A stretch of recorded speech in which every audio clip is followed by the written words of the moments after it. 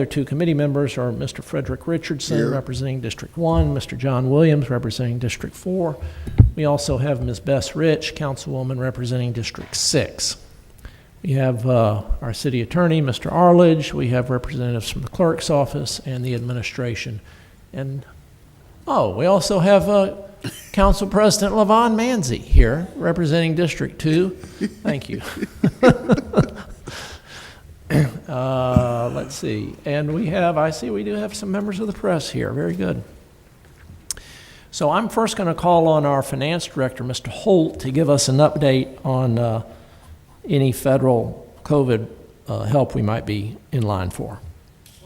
I guess the first thing I would say is when we first talked about 3 weeks ago, we were of the understanding that we would probably have more guidance by now. Unfortunately, after calling different organizations, the National League of Cities, the White House Office of Intergovernmental Affairs on a weekly basis, unfortunately, there has been very little clarification on just what is going to be released to us and when. We do know that the expectation is the guidance as it pertains to what we can do with the money in the city. The clarity will be coming by the 10th of May. That was the latest guidelines we just had of yesterday. And they say that fund disbursement for Mobile will be around $60 million, as we talked about, and half of that should be coming by the end of the month. But as far as what exactly we can use it for, that still remains uncertain. And we are going to continue to call them on a weekly basis to try and get clarity. So we can begin planning for the future. It's difficult for us to plan what we're going to do with the money when they can't tell us what exactly the requirements or the limitations and requirements will be. So I wish I had more to tell you right now, but that's pretty much it. Anitra, do you have anything? Is Anitra here? No? Okay. Rebecca, do you have anything you'd like to add to that? I'll just echo what Mr. Holt said. The act that the legislature passed was very broad. It had about 4 lines out of an act about 1,000 pages that listed the eligibility of these funds. And it was very vague. There weren't really a lot of specifics. So Congress has tasked the Treasury, the federal Treasury, with the implementation of these funds, and so they're currently writing process and procedures for us to follow. Now, in the act itself, there was a requirement for the Treasury to issue the actual cash out to municipalities above 50,000, so us, within 60 days of the March 11th passage of the act. That's how you get to the May 10th. I can guarantee you they will not hand us $30 million on May 10th. So we get half, Correct. theoretically, we get half of $60 million by May 10th, and then the other half at 1 year later. Okay. Correct. And so we expect guidance sometime before May 10th, so that we'll have that before they actually put cash in the bank, but that's where we are. There's, incidentally, the $60 million is just the state and local relief funds that are one component of the act. There are many other funding opportunities in the act. Nearly every federal agency receives funds for a variety of programs. And so most of those federal agencies are also trying to stand up programs to allow applications for those funds. So we're also looking at those. So there's a likelihood that the $60 million is just the guaranteed based on a calculation they use a CDBG methodology to come up with. The rest of the funding is mostly competitive grants, so that we'd have to write applications for and submit. But the feds are trying to stand this whole program up at one time, and it's just taking a little time. But as we know more, we'll make sure you do. Thank you. Yeah. There will be money for revenue replacement for funds lost because of COVID-19, but more clarity to come on that.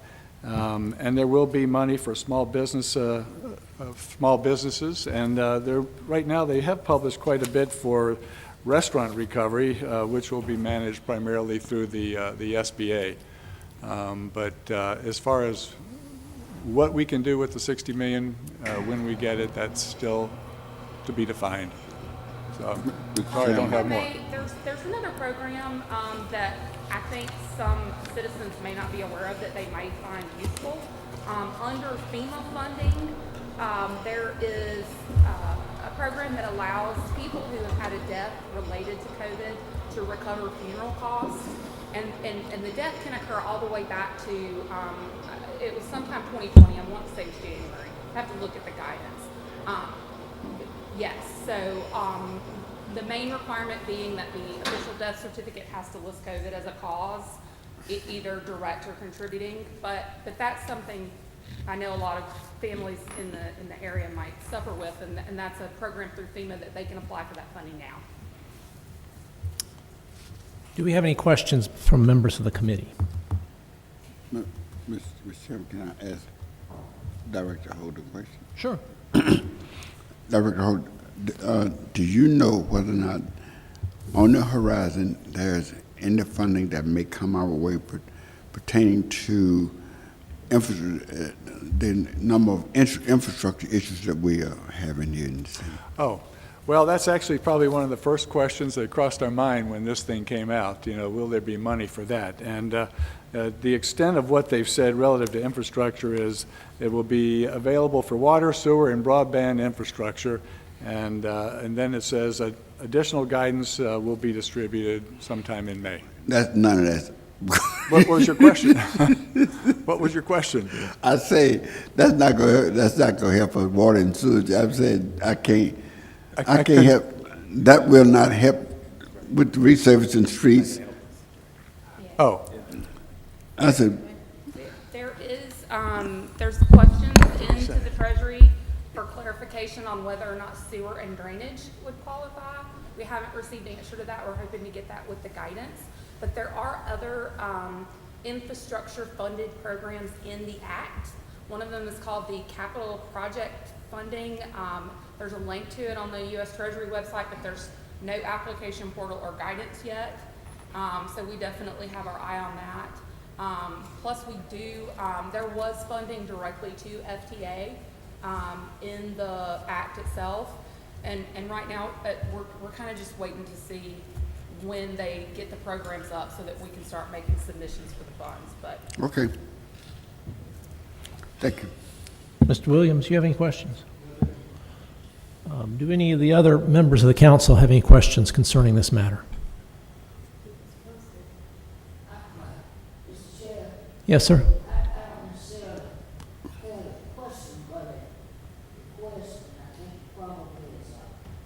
probably I would understood that as you all gather more information, receive more information, you could keep us apprised of what you learn, because it certainly is a great interest not only to us, but to hearing the citizens that we represent. okay. I guarantee we'll do that.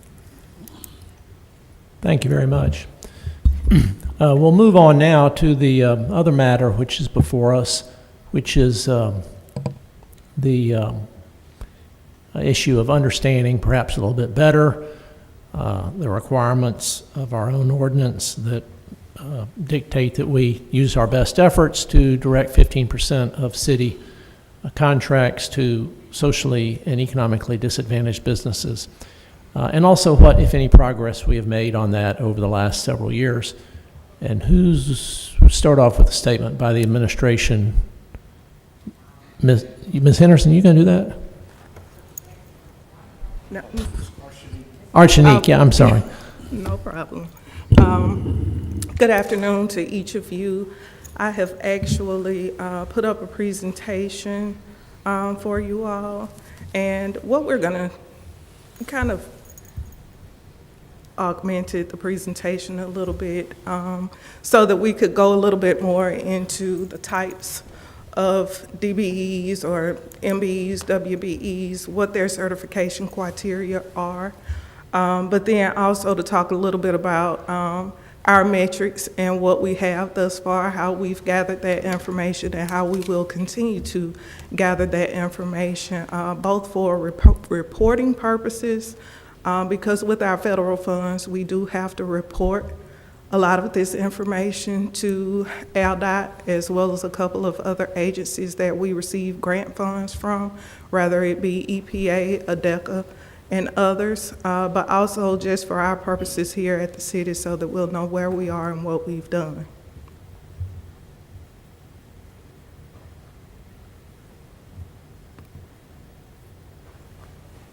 So leveraging section 14 dash, for some reason it is, we've tried that, it's not working properly for us today. So we have to yield to technology.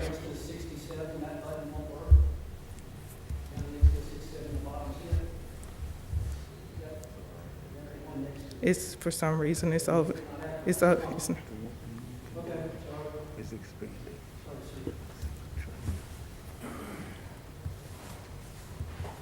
even allowing me to do that.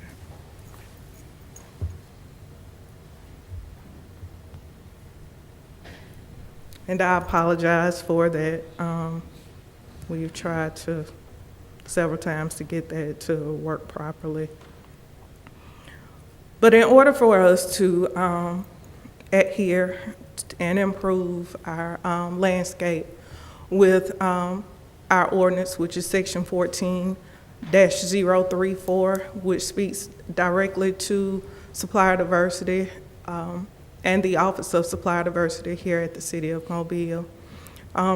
We have worked hard to change our procurement practices in order to fit this ordinance and to adhere to the governing rules of it. We will also, within this section, show a preliminary analysis of the available data to show what we've done. Now, I do need to say that within this data, this is the data that we have collected thus far based off of the capital improvement projects that we started the disadvantaged business ordinance with, and also tracking of that information. So primarily the numbers that you will hear today, we will speak to our direct spend that we've done in-house, but then we will also focus on the spend that we've done with our capital improvement projects. So this does not include all of the contracts and projects that we have here at the City of Mobile, because we're still building a system in order to be able to track all of that information, but we will be speaking to those that we have tracked thus far. And then we'll also talk about additional resources that will allow the Office of Supplier Diversity to address the remaining challenges more effectively. And some of those challenges do include both making sure that we have our businesses certified, but also making sure that we have in-house adequate equipment to track all of that information for all of those projects. So we've been developing policies and procedures to empower the city's procurement professionals to more efficiently comply with 14-034 and applicable federal laws and regulations. And those federal laws and regulations are based on those that we receive from the grant funds that we receive from HUD, ALDOT, ADECA, EPA, as well as a number of other federal agencies, but most importantly, HUD and ALDOT, because that's where we get the largest amount of our funds from. Okay. I am actually on page 3 if you all want to turn to page 3 in your presentation copy. We have also worked to identify abuse by companies that have not been shut out due to artificial barriers. And that's what this tracking does as well.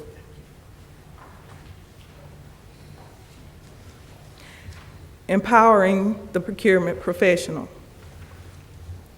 The ordinance was established primarily in 1985. We updated the policy in July of 2019 to bring it more up to date as to where the City of Mobile is. We now have an in-house person, which is myself, to oversee that program. In the past, I think it was relied upon with consultants at certain points, but not always.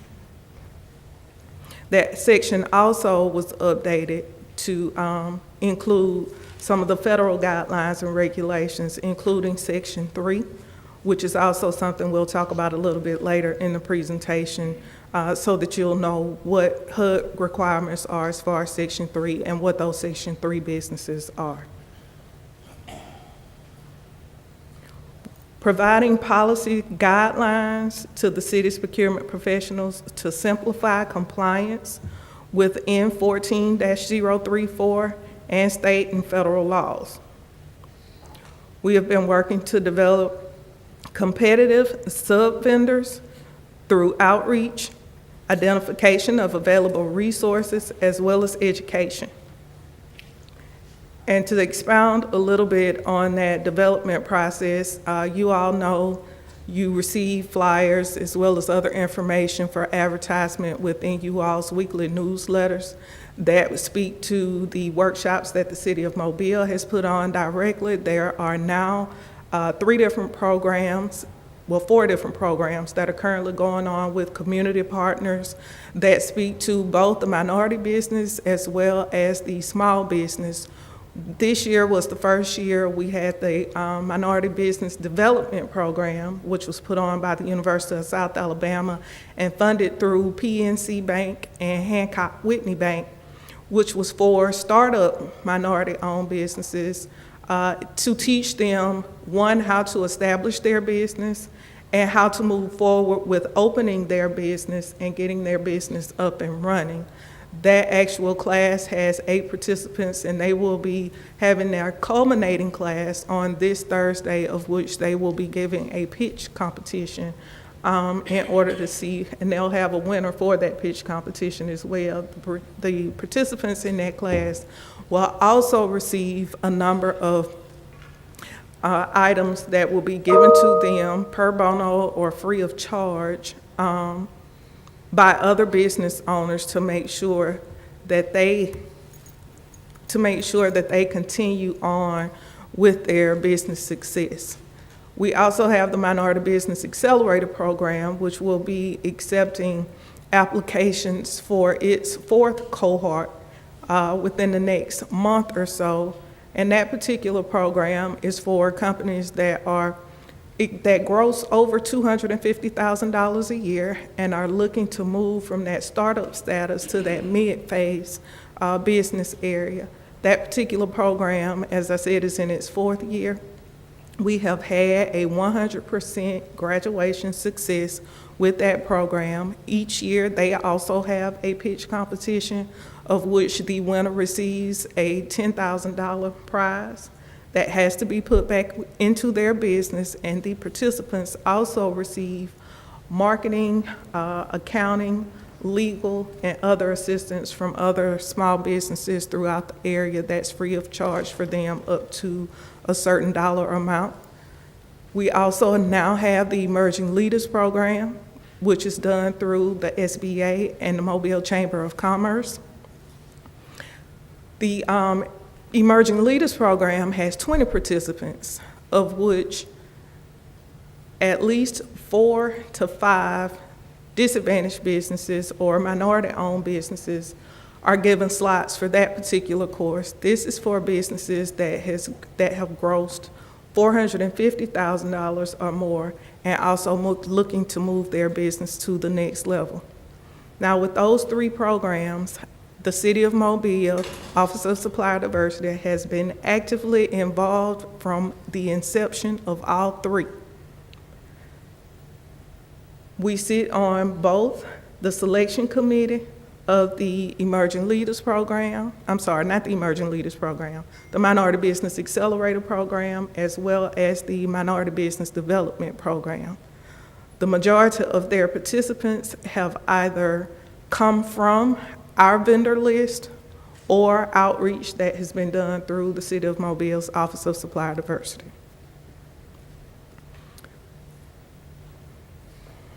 Enhancing transparency and accountability through development of data collection and reporting systems. You all get to see the major supplier and subcontracting plan that we give with each of our bid packages in order for us to see or to find out who the major suppliers as well as subcontractors are on each contract. Once the selection has been made and you all have approved the contract for these projects, there's another process that goes on, and that is the utilization report. That utilization report is turned in with each invoice in order for us to be able to track how much is going to the DBEs as well as MBEs or WBEs within that contract process. This is how we are starting to collect our data. So we have that data in paper form. We're working toward trying to get it to an electronic form so that we have real-time information.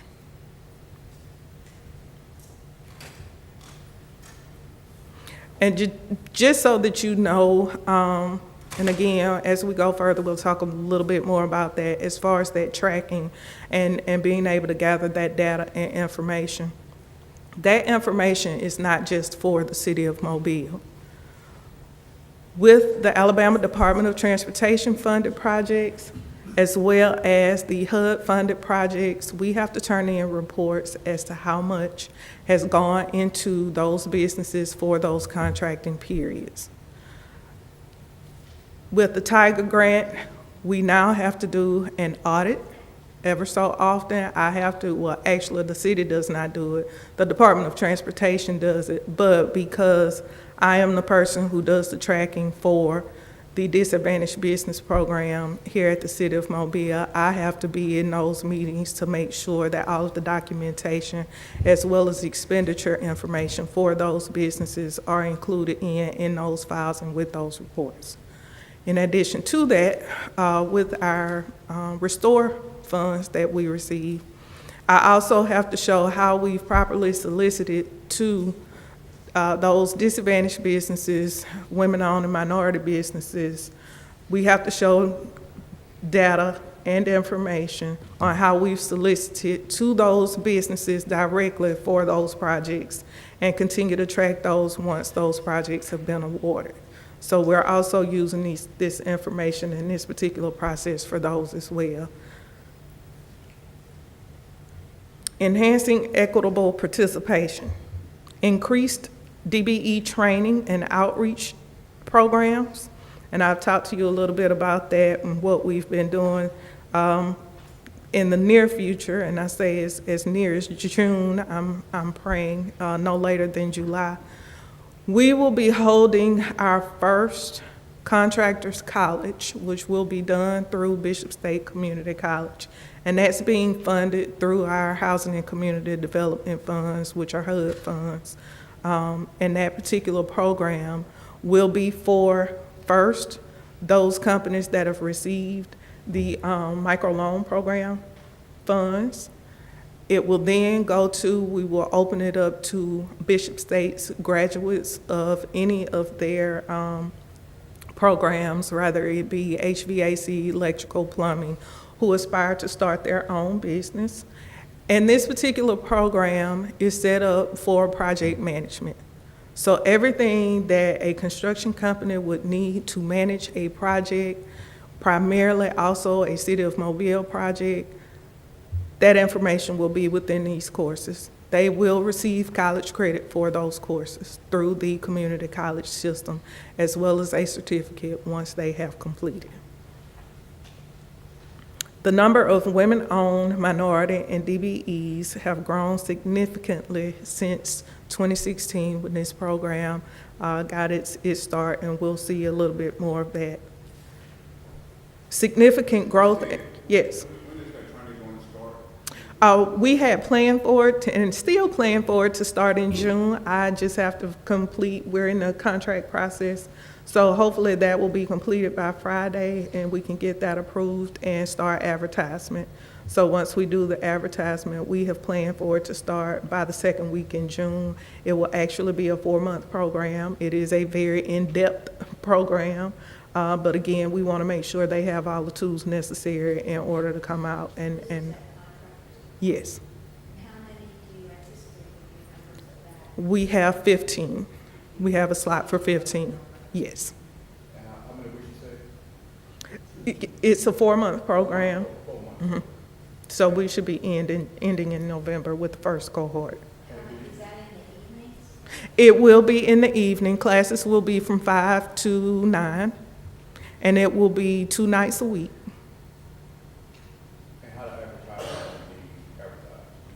So that's something I've got to get with communications on, but all avenues that we possibly can. Bishop State has expressed that they will be utilizing their communications department as well, and we will also be using ours here at the city.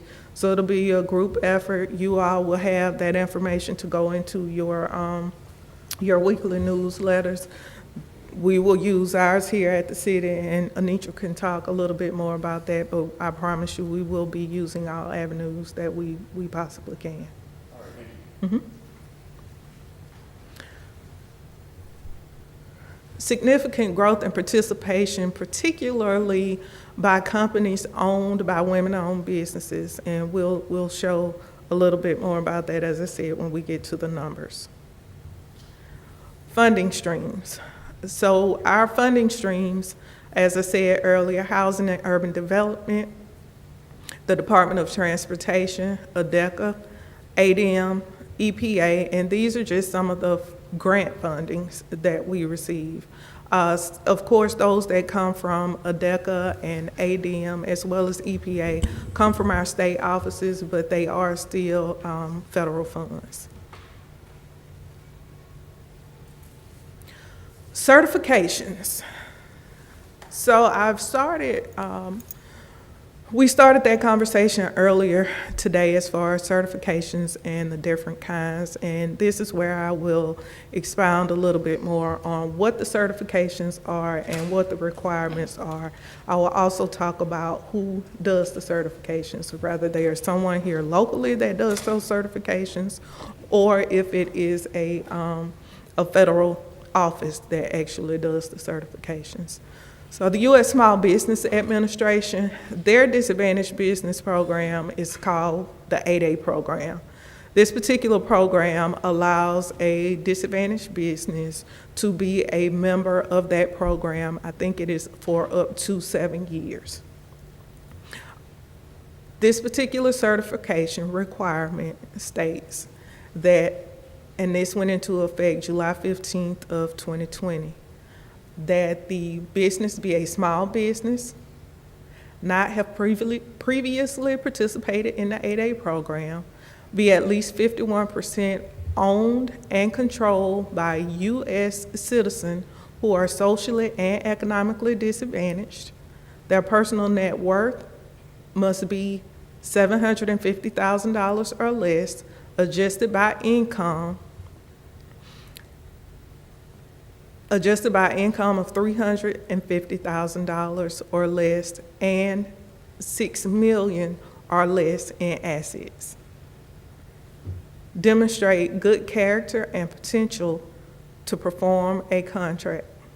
And that is what the U.S. Small Business Administration uses for a disadvantaged business.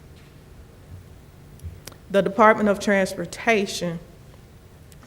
And the Department of Transportation, the DBE status is just DBE status. They do not use a woman-owned business or a minority-owned business. You have to be a DBE, and that is it, and it lists what a DBE is within this slide. So DBEs are a for-profit small business concern where socially and economically disadvantaged individuals own at least 51% interest and also controls the management and daily business operation. They also define as far as ethnicity as to who those businesses are or who those individuals are. African Americans, Hispanics, Native Americans, Asian Pacific, Subcontinental Asian American, and woman are preferred to be socially and economically disadvantaged. Other individuals can also qualify as a socially and economically disadvantaged as a case-by-case basis. The criteria an individual An individual personal net worth cannot exceed $1.32 million. A small business must meet the small business size. Annual gross income cannot exceed $23.98 million. And that particular section, the Small Business Administration, when they look at that gross income, it has to do with their NACE codes, which actually says what type of business they are and what their business industry is. So that amount can actually fluctuate with SBA based on what their industry is and the size type is for that industry. Yes. All of those Yes. must be every one of those. Yes. So it says it must be owned by a minority. That's Yes. the second to last in the bottom. Yes. But up in the third from the top, it says, They can be one of those. It doesn't have to be all of, but these are the ethnicities that they look at. So it can be a woman, it can be an African American, a Hispanic, Native American, what have you. However, it must show that they are both socially and economically. what I'm getting at is, does every bullet have to be satisfied for the Department of Transportation Yes. to define this? Yes. So it's the second to last bullet, just, we'll talk about it later. Okay. It seems complicated. On the definition for small business, is that the number of employees? No, that's the actual dollar amount. Job. Yes. Because you can have a small business that has up to 500 employees. There is a cap, but Yes. it's not anything like the under 50 or whatever. No. Small business must be owned by a minority, at least 51%. Small business must be independent of any other company.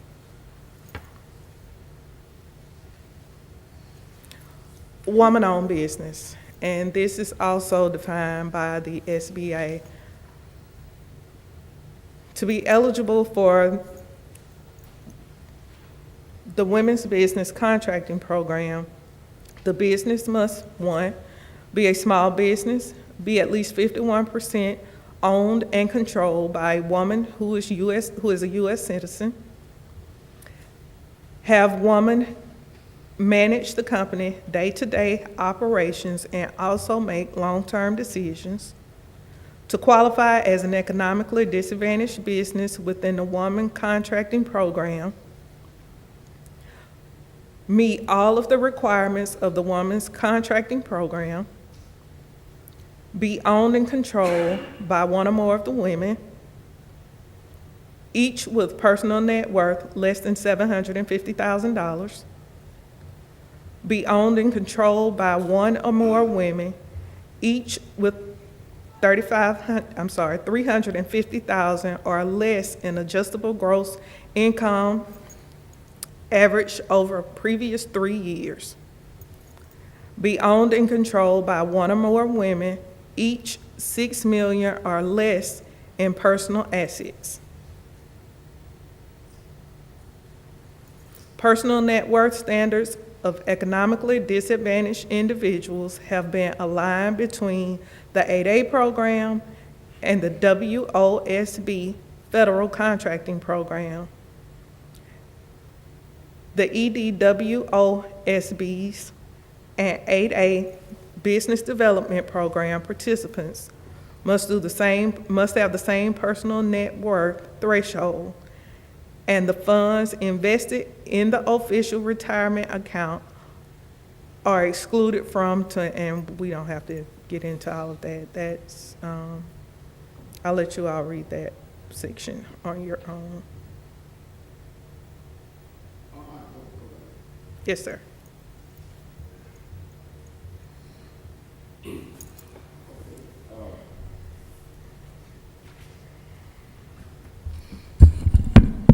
What's the difference between a WOB and a DBE? So a woman-owned business contractor is just that, a woman-owned business, a business that has been is that applicable to our law, to our rules? The DBE that we have? So the DBE has to be both, well, she would have to be both a woman And as well as disadvantaged. economically disadvantaged based on these guidelines. Exactly right. Section 3.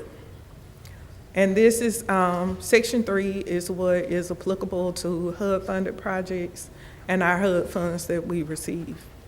A Section 3 program requires that recipients of certain HUD financial assistance, to the greatest extent possible, provide training, employment contracting, and other economic opportunities to low and very low income persons, especially recipients of government assistance for housing, and to businesses that provide economic opportunities to low and very low income persons. So there are actually two different sides to the Section 3. We have the Section 3 individual, of which when we talk to you all about the Work With site, we explained to you that we also had a Section 3 component within that website that certifies Section 3 individuals as well as businesses. Section 3 with HUD, as this just stated, individuals who are low to very low income, of which we most of the time say low to moderate income, those individuals who receive some type of HUD-funded assistance for living. In order for a company to be a Section 3 company, their employee makeup has to be at least 30% Section 3 individuals, or that company can be owned by a Section 3 individual. But a larger company, as I stated with the employment status, a larger company for the particular purposes of a contract can also become Section 3 certified if they employ a Section 3 contractor. So if they choose to use a company that is Section 3 certified based on the ownership or its employee makeup as a subcontractor, they can also qualify as a Section 3, as a Section 3 business. However, we do have to track that information to turn into HUD with that particular project that's been funded with those funds. Does the ownership have to be at 100% of Section 3 or 51%? So again, if it's a Section 3 company, the ownership has to be, and Jamie, has to be 51%. 51, okay. Yes, So not total, but, correct. thank you. And again, the 51% owned, controlled, and operated by the Section 3 individual.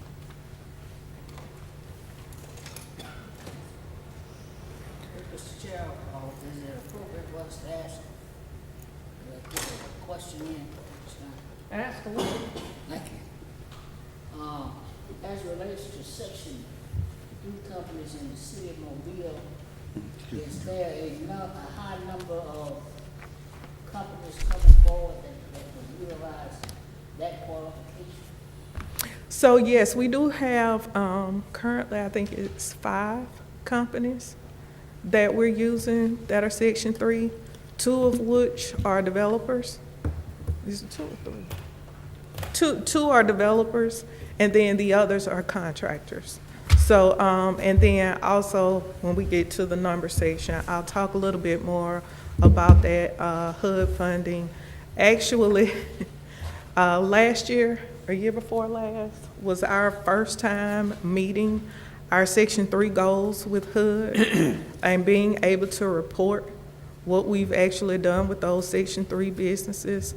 98% of our work through housing and community development has been done by Section 3 companies, and these are companies that are actually owned by Section 3 individual, or that particular company hires Section 3 individuals. We've had 2 thus far that have hired a Section 3 subcontractor.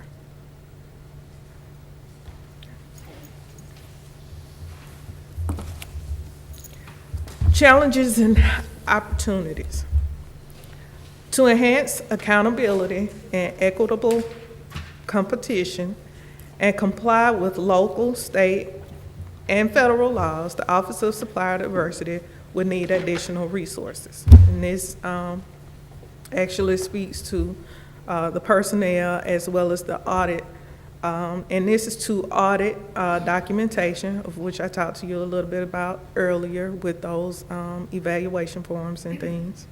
And then to conduct on-site visits, because with the Section 3 as well as the LDOT, we have to periodically visit the actual work site to make sure that those DBEs are there working. We have to also have other documentation that is included, which includes that utilization report with each invoice to show how much is actually gone to a DBE particular reporting process. Archie, can you go back one slide to the service disabled veteran owned? So just one note on that is that, and Jamie, correct me, but other than just DOD undertaking an outreach effort, that's also a official designation under the SBA. Correct. Which has the same criteria, 51% must be owned by a service disabled veteran, and the business must be managed by or mostly managed by a service disabled veteran as well. Correct. And I And think that is also a certification that they receive from the U.S. Veteran Administration. Right. In other words, it's verifiable. Correct. Yeah. If they don't put the certification in your hand, it's fake. Correct. And most businesses, both with the DBE, the WBE, the MBE, all of these federal organizations have a seal that these businesses are either put in their door or also they will post them on their website. It is a very strenuous process in order to get these certifications. So once a company receives it, they know the importance of it, and they're gonna let everybody know that they've received those certifications. And the last thing is at the end, and maybe this is the final slide you have, and I don't want to jump ahead, but the goal is to eventually make them so that they grow out of that program. And so, I mean, they may start in that program, but the whole goal is to get them eventually to become a big business, and then that way they are successful. So, One of the things that we're looking for is that if a person bids on a project, and not have all of the certifications to prove that they fit this category, should not be. I can't should hear not- you, Mr. Richardson. If a person bids on a project and claiming to be a DBE or whatever the category is, without certification, that contract should not even come on our agenda. They should be certified before we get it. So there's a reason, Councilman, glad you asked that question. There's a reason that we don't do that. Actually, 2 reasons that we don't do that. Number one is because the decision-making process must involve the council if we want this to work. That's number one. But number two, and that's where I come in on the legal side, is you all as a policy-making group, not dealing with employees, but a policy-making group, have a great deal more leverage and a great deal more immunity when it comes to making a decision about your individual vote and what you will and won't vote for.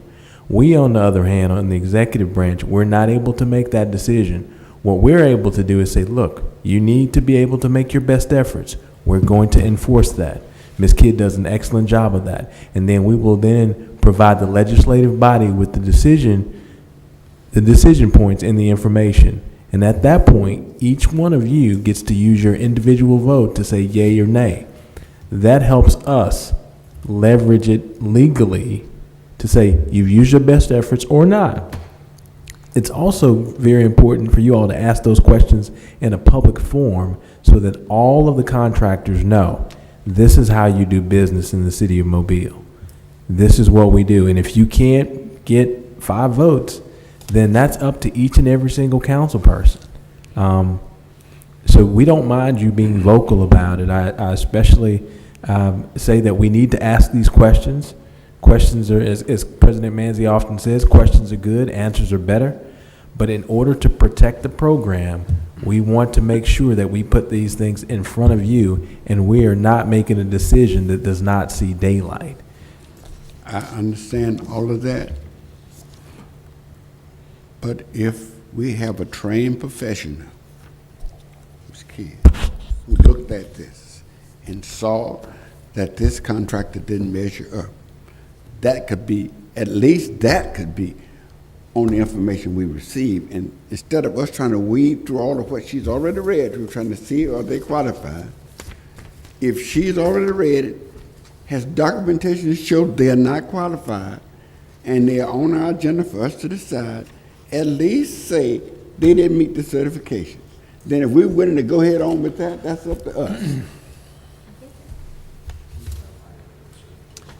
No. Are we done? Let's go ahead and let Ms. Kidd finish her presentation, and then we'll see if we have any questions. Okay. So to conclude the section on certification, we have two bodies here within the city of Mobile, which is the Wave Transit System, of which the city of Mobile is named as a Department of Transportation UCP member to certify through the Wave Transit System disadvantaged businesses in accordance with the Federal Department of Transportation's certification process. In addition to the Wave Transit System, we also have the Mobile Port Authority, Alabama Port Authority, which is also a certifying UCP member of the Department of Transportation's certification process. So they actually do these certifications, the on-site visits. The Office of Supplier Diversity does help with the collection and help the business owner compile all of their information for certification, as well as we give workshops on certification. However, the actual certification itself is handled through the Wave Transit System or the Port Authority. Again, with the Section 3 certification, the City of Mobile has that on our Work with City of Mobile website. An individual can be certified through that particular website. A business can complete the application, however, it gives them a checklist of information that they will also have to submit in addition to that application to the Office of Supplier Diversity or Housing and Community Development in order to be certified. As far as the Small Business Administration's certification, the University of South Alabama Small Business Development Center has someone within their office, as well as the Small Business Administration has an office here in Mobile at the Federal Building that actually assists with the Small Business Administration's certification. So there are two offices here in the city of Mobile that can assist with that application, but it then has to be sent to the federal government in order for final review and approval. As far as a woman-owned business certification, again, they can get that through the Small Business Administration. There is also WeBank, which has an office in New Orleans that also does woman-owned business certification. However, that particular certification does not adhere to the the economically disadvantaged. It only looks at the social side. And as far as the service disabled veteran, again, that is handled through the Veterans Administration. But the University of South Alabama can also help with that application. How long does it take for someone to get their paperwork reviewed and certified? Is it a month, Do you have, is there any kind of guidance there? Once everything is compiled, if it is compiled properly, it usually takes about a month because they have to do an on-site visit as well as interview All the process. different groups that, Well, and this, I'm speaking primarily to the Small Business Administration and the Department of Transportation. So they have to go through the actual application process and going through all of the documentation. And then they have to also do an on-site visit to make sure that they have a proper office, proper equipment, things of that nature. And then they also have to go through an interview process. So it usually, if the paperwork is correct, it usually takes about a month.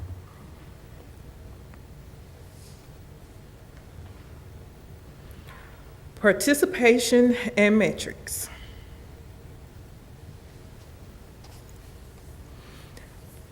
Amount awarded by gender.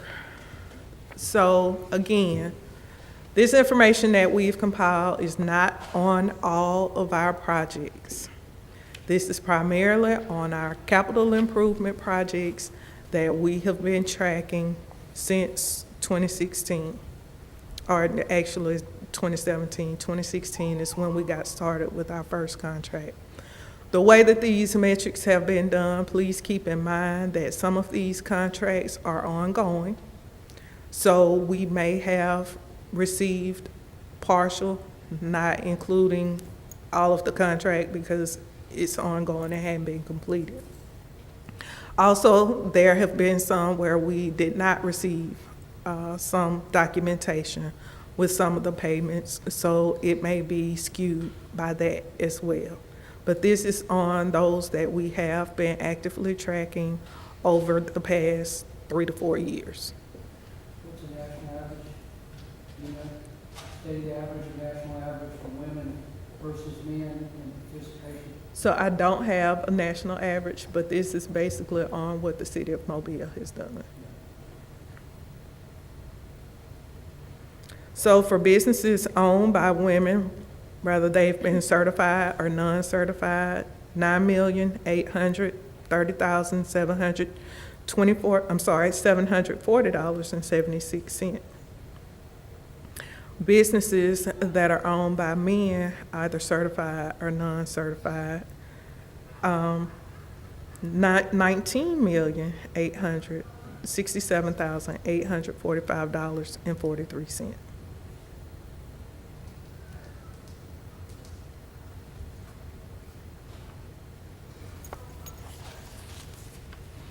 And this is the amounts that's done by categories. I am actually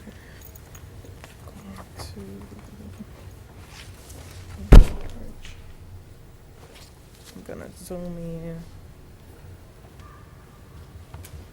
It's not even online. Thank you. So for DBEs certified, $8,648,126.71. For certified minority-owned businesses, $5,143,883.47. For non-certified minority-owned businesses, $6,637,015.21. Service disabled veteran-owned companies, $233,393.87. Section 3 companies, $674,833.35. Certified woman-owned businesses, $6,212,815.10. Non-certified women-owned businesses, $2,150,518.48. This is from 2016 to 2020. Now, In 2016, we started gathering data. Yes. 2020, 2020, and then partial data. yes. Okay. Right. What was the total amount of contracts awarded? Right. Total. That's, Unless we have that, 15% of total contracts. that's exactly right. All our city. And that's what we, well, this is the next slide. correct. But is this based on the total? No. It's only on the data that we've collected. Okay. But if we, To the administration, the question is, are we meeting 15%? Right. For this meeting today, are we meeting 15%? The 15%, unless I'm wrong, is the total number of contracts, period, in a given year or time period, and then compare that to the socially and economically disadvantaged. That's the answer. Construction, are you talking Every contract. Okay, wait a minute. Mr. Williams has the floor. No, I just want to know what he was. Mr. Williams has the floor. He's asking to hear me. I'm sorry, I don't know. Oh, I'm sorry, Bess. And I apologize that for Mr. Chairman. What I'm getting at is the only thing I really care about, not the month to month, not who got the bridge and who got the sidewalk, not who's women, business, all the other advantage. According to our ordinance, my understanding is a goal of 15%. Total compared to the ones that meet the social and economic disadvantage business definition. And I just wonder how close are we? amen. I think, And I'm not trying to poke anybody in the face. But that's my only question. Mr. Chairman, I don't think Mr. Williams is trying to poke anyone. I think we do have answers to it. If this kid could probably go to the next slide, we talk about participation by fiscal year. That will. It may help. I was just told, my answer was, when I said, is this one a total? And they said, no. This is not total dollars on all contracts, regardless of if there were any qualification of any kind. Because if this is non-socially disadvantaged contracts, or just socially and economically disadvantaged contracts, percentages, it really doesn't tell us much. So we got to know what the time period is and what the total number of contracts over that period was, so we can do the math. Yeah. Mr. Chairman, Wait. Let's see if we have an answer to Mr. Williams' question. it's not on this paper. So number 16, page 16, with the participation by fiscal year, Yeah. does include everything. However, we do not have all of the data on all of the contracts. This would include both socially, the certified and non-certified companies. This will also exclude some of the projects because we don't have the data on all of the projects. It's when it comes to what's been spent with DBEs, MBEs, WBEs, MBEs. Mr. President, That's it, I'm through, and thank you. I would like to follow up with y'all on that. Okay. We'd love to. And Mr. No Richardson? Mr. Chairman, the council votes on all contracts. Correct. If you can't do it no other way, get the council agenda and add them up. It's no such thing that you can have that money, can't get the numbers now, because we vote on all of these contracts. So I'm not saying that we don't have the total number on our contracts. I'm saying as far as what was spent with DBEs, MBEs, WBEs, and what have you. We know what we spent totally, But as far as what was spent on all of our contracts, we have not collected data for all of the contracts that have gone out. As I stated, when we started this program, we primarily started with our capital improvement projects. If it was not a project that was funded in capital, they have not all had the DBE component in them that we've been able to collect on. It may have had that subcontracting major supplier plan, but for us to be able to pull all of those utilization reports on each of those, we do not have all of that. I all of that data. understand. Let me also say this, Mr. Chairman, everybody's got to remember, first of all, let me, not only, you have to think about two things. One, this effort started being led when Arshanique Kidd came on board in 2015. And so she had to build this program from scratch because we had nothing to start.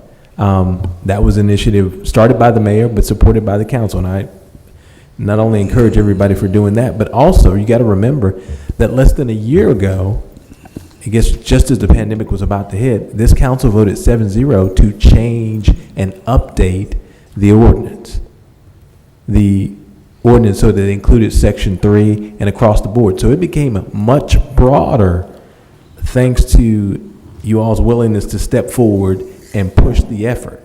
So we have a massive amount of information and an undertaking, but I think as we go through the presentation, we will continue to gather information. Ms. Kidd's done a fantastic job at doing that, but you have to remember, her role has substantially expanded now. It was not that way before. Remember, at one point we talked about 50,000 and then 250,000. That was the criteria beforehand, and we would look at that. We absolutely followed those metrics. But what we're talking about now, going back to the actual date, a little less than a year ago, when you all had the courage under the mayor's leadership to change the ordinance, we now include everything. Everything. So going back and looking at that is a good thing. We'd be glad to have that conversation with you. I think Mr. Williams' question is a good question. We need to be able to answer it, but we're talking about from start to finish. But we have to remember, we didn't start with the level of inclusion, diversity, and equity that we have now. We're operating under a very different ordinance, which is a good thing, and I think we will continue to evolve, and I think that's what Ms. Kidd's focusing on, is that evolution and what we need. So, All right, thank you, Mr. Woods. Now, wait, just, Chair has a statement. We have an executive session scheduled at 2 o'clock. We're now past 2 o'clock. I'd like to go ahead and get this meeting wrapped up in the next 20 minutes or so that we can at least start the executive session at 2:30. Now, Mr. Richardson's over there twitching in his seat, waiting to make a statement. So I'm going to recognize Mr. Richardson, then we'll go to Ms. Rich. I usually twitch, so it has nothing to do with anything. What I want to say to Ms. Kidd is that we expect for you to have the information on DBEs. That's what we don't expect for you to have the information on all contracts. We expect you over there with DBEs. Somebody should walk over there and say, this is how much we have spent on all contracts. Then you take the DBEs and you can tell us what it is. We don't expect for you to plot through all of that to come up with that. Some other department should bring you that information, not you. We don't expect, it has nothing to do with how long you've been there. You got your information on what you need to have.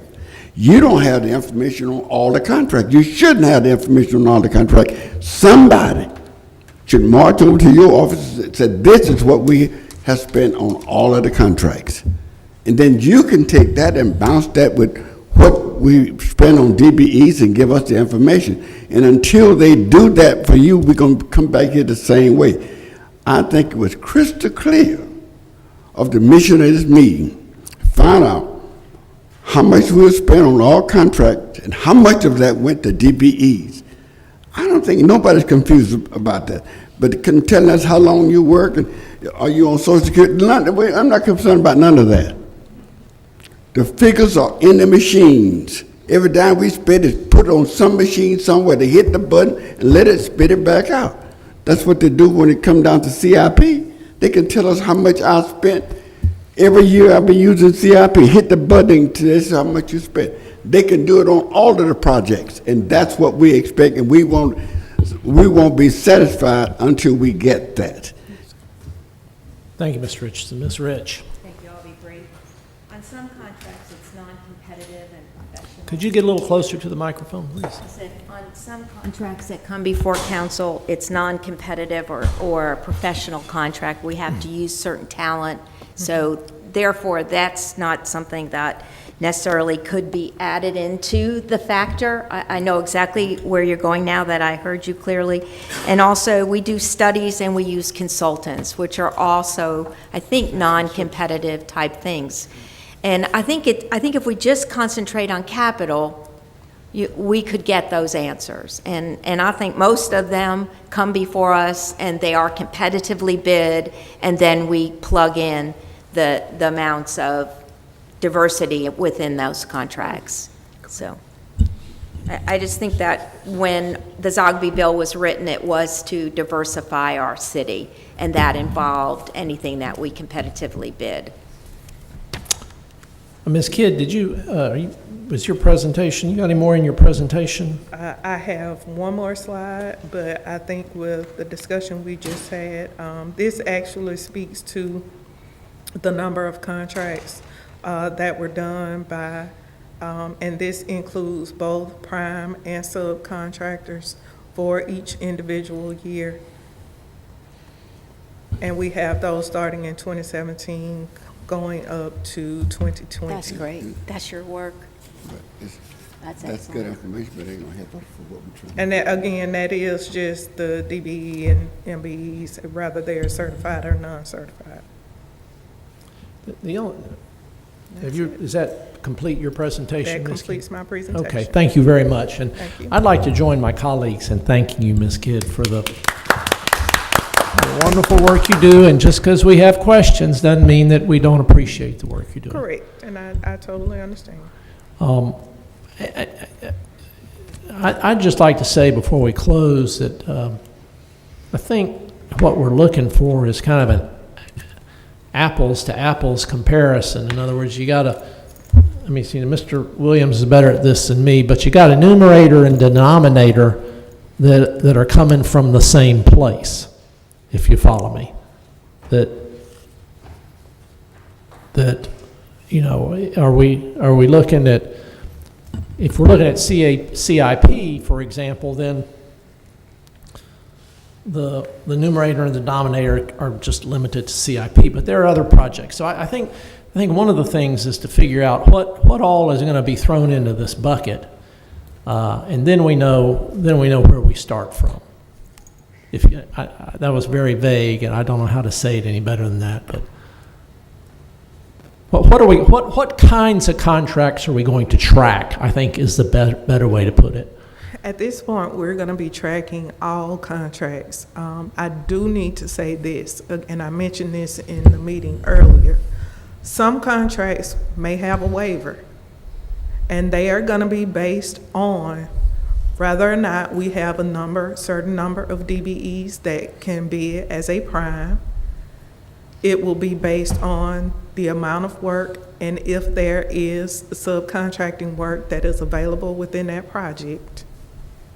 So we'll be looking at a number of things with projects to see if it's going to be feasible to have DBE participation, and those will primarily be on our smaller contracts. And I understand the construction contracts, but I mean, let's say that we're going to buy toilet paper.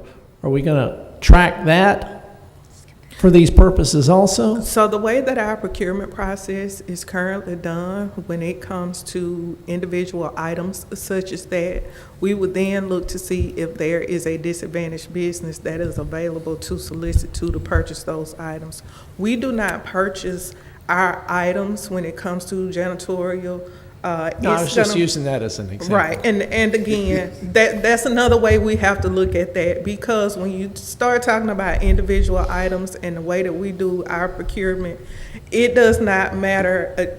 When we do a janitorial contract, we don't just group everything together. Everything is looked at as an individual item. So even though you may have won the bid for Clorox, you may not have necessarily won the bid for toilet tissue. So those are going to individuals. We try to make sure that we have DBEs that are ready, willing, and available to solicit those bids to make sure that they're bidding and being included in the actual procurement process. Okay, thank you very much. Mr. Reverend Manzi had a question, statement. Let me just say that this has been enlightening in a variety of capacities.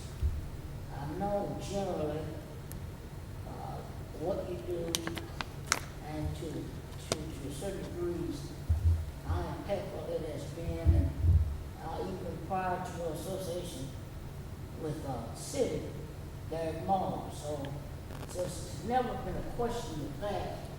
I do think, what I was hearing Mr. Williams walk up to is probably pretty much where we are, and hopefully where we end up, where we're able to say with some degree of certainty, out of a total of $300 million worth of yearly city contracts, we hit a home run as it relates to minority participation, DBE participation. And I think we're working toward that. I hear some of the difficulties in that, but I believe that the desire to reach that benchmark is there, and so we'll be watching for that. I guess my concern is in the practical side. If I'm a contractor bidding on a job, and the expectation of the city is that I associate with a DBE. So I turn that in to you and say that 20% of the $1 million contract would be assigned out to minority participants, DBE participants. And so you on the face of me saying that, and turn that in, accept that. So then I get the contract. What is the follow-through to make certain that what I propose to do by way of minority participation or DB participation is actually followed through with as I actually get the contract? Let me address that question, Councilman Manzi. That's probably one of the best questions that's been asked today. Thank you for asking it. That is why Ms. Kidd is assigned and tagged with the legal department. And we're going to need more resources for her to send inspectors out to do just what you said, but we're making sure that people are not taking the city's money and not doing what the ordinance requires. Ms. Kidd does a good job of following up on just that to make sure there are mechanisms in place to do that. That's number one. Number two, should they not, once again, that is why Ms. Kidd is coupled with the legal department. So if there's an enforcement issue, then we will get involved to make sure that people are doing exactly what they're supposed to do with tax dollars. So that there's a more storied answer there for you, but that's the short answer.